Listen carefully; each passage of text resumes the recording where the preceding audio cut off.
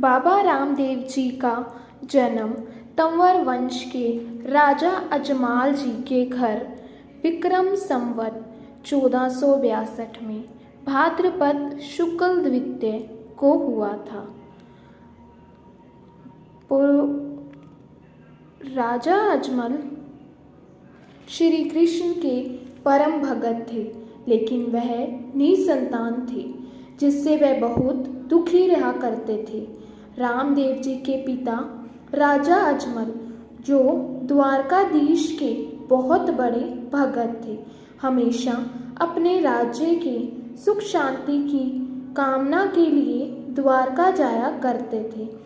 एक बार उनके राज्य में भयानक अकाल पड़ा और अजमल जी राज्य में अच्छी बारिश की कामना लेकर द्वारकाधीश पहुँचे।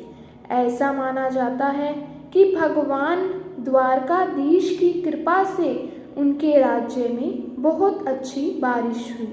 प्रसाद के दिन सुबह जब किसान अपने खेतों को जा रहे थे, तो रास्ते में उनकी मुलाकात अपने राजा अजमल से हुई। उन्हें देख किसान वापस घर को जाने लगे। यह देखकर राजा ने पूछा कि तुम वापस क्यों जा रहे हो?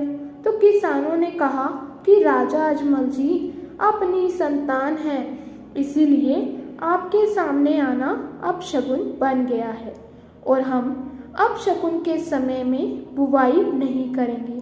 यह सुनते ही राजा को बहुत दुख हुआ, लेकिन एक कुशल शासक, गरीबों के मसीहा होने के नाते उन्होंने किसानों से कुछ नहीं कहा, लेकिन बहुत निराश परेशान होकर घर वापस आ गए। तब उन्होंने निश्चय किया कि संतान प्राप्ति की कामना से वे द्वारकाधीश के दर्शन करने जाएंगे। इसी इरादे से वो द्वारकाधीश पहुँचे। भगवान द्वारकाधीश के प्रसाद के रूप में लड्डू लेकर मंदिर में पहुँचने के बाद राजा अजमल ने बहुत दुखी भारी मन से सारी पीड़ा भगवान द्वारकाधीश की मूर्ति के सामने रखी।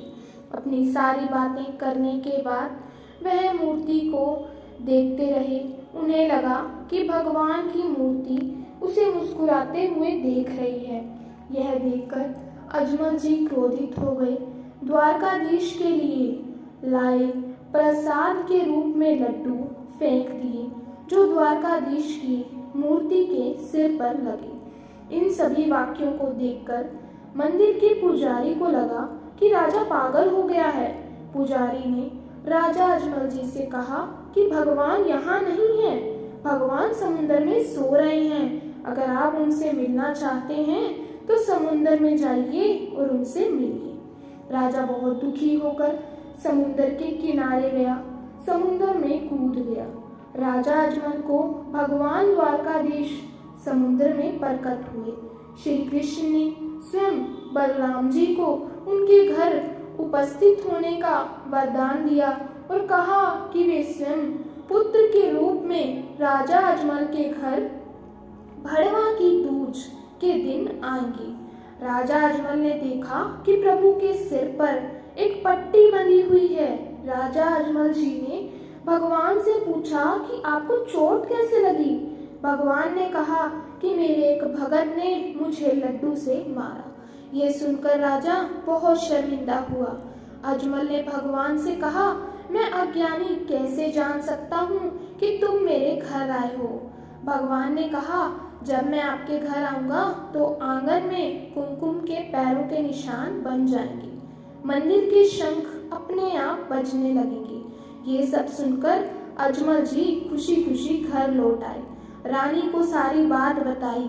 अपने निश्चित समय के बाद और भगवान के वरदान के अनुसार पहले बलराम जी ने राजा अजमल की पत्नी मेना देव के गर्भ से वीरम देव के रूप में जन्म लिया। उसके बाद 9 महीने बाद भगवान भादवा की दूज के दिन भगवान कृष्ण के पालने में राजा अजमल का घर रामदेव के रूप में अवतरित हुए।